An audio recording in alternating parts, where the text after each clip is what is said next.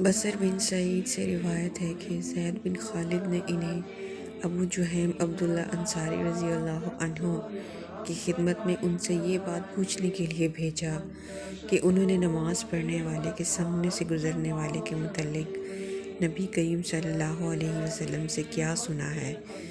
ابو جہیم نے کہا کہ رسول اللہ صلی اللہ علیہ وسلم نے فرمایا تھا کہ اگر نمازی کے سامنے سے گزرنے والا جانتا کہ یہ اس کا کتنا بڑا گناہ ہے تو وہ اس کے سامنے سے گزرنے کے بجائے 40 تک وہیں انتظار میں کھڑے رہنے کو ترجیح دیتا۔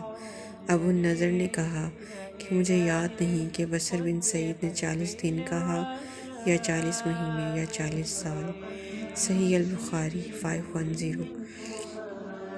Narrated Basr bin Said that Zayd bin Khalid sent him to Abu Juhaym to ask him what he had heard from Allah's apostle about a person passing in front of another person who was praying.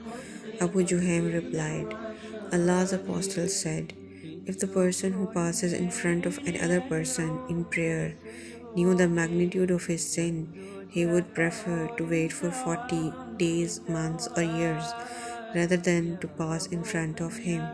Abu an-Nazar said, I do not remember exactly whether he said 40 days, months, or years.